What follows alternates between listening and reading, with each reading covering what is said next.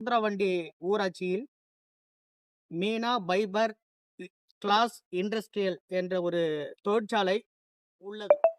அந்த தொழிற்சாலையில் வேதிப்பொருட்கள், அதாவது பொதுமக்களுக்கு பாதிப்பு ஏற்படுகின்ற பல்வேறு விதமான வேதிப்பொருட்கள் அங்கு தயாரிக்கப்படுகிறது.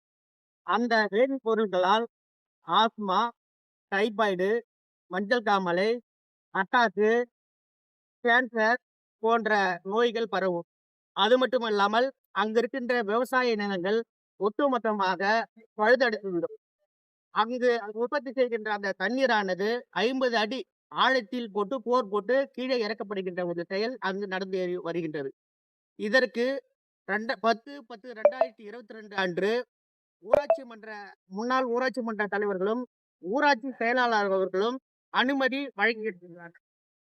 அப்போ அந்த அனுமதியில் ஊர் பொதுமக்களிடம் கிராம சபை கூட்டத்தை கூட்டியோ அல்லது சிறப்பு தீர்மானத்தை கூட்டியோ மக்களிடம் கருத்து கேட்பு கூட்டம் நடத்தப்படாமல் இவர்களாகவே தான் தோன்றித்தனமாக பல லட்சம் முதலீடை பெற்றுக்கொண்டு இவர்கள் அனுமதி கொடுத்திருக்கின்றார்கள்.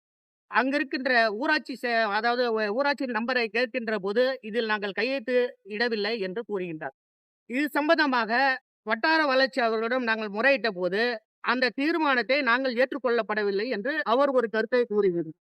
இது சம்பந்தமாக சுகாதாரத்துறை செயலாளரிடம் நாங்கள் முறையிட்ட போது இந்த கம்பெனியால் பொதுமக்களுக்கு பாதிப்பு ஏற்படும், அது மட்டும் இல்லாமல் வருவோர் போவோர்களுக்கு பல்வேறு நோய்கள் ஏற்படும் என்று அவர்களும் சான்றிதழ் வழங்கியிருக்கின்றார்கள்.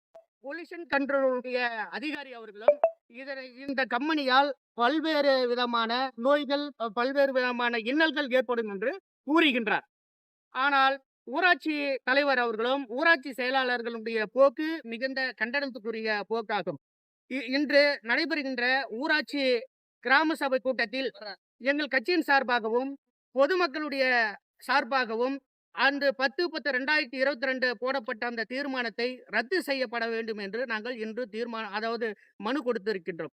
ஊராட்சி செயலாளருடைய போக்கையும் ஊராட்சியினுடைய முன்னாள் தருடைய போக்கையும் பொதுமக்களுடைய நலனில் அக்கறை கொண்டு ஊராட்சியினுடைய போக்கை கண்டிப்பதோடு மட்டும் இல்லாமல் அப்பகுதி மக்களுடைய நலனில் அக்கறை கொண்டும் விவசாய மக்களுடைய நலனில் அக்கறை கொண்டு காற்று மாசுபடாமலும் நீர் மாசுபடாமலும் பொதுமக்கள் பல்வேறு இன்னலுக்கு ஆளாகாமல் ஊராட்சி அதாவது வட்டார வளர்ச்சி அலுவலர்களும் மாவட்ட ஆட்சியர் அவர்களும் ஒரு முடிவெடுத்து இந்த பொதுமக்களுக்கு ஒரு நல்ல தீர்வு சொல்வார் என்று நாங்கள் நம்புகின்றோம்.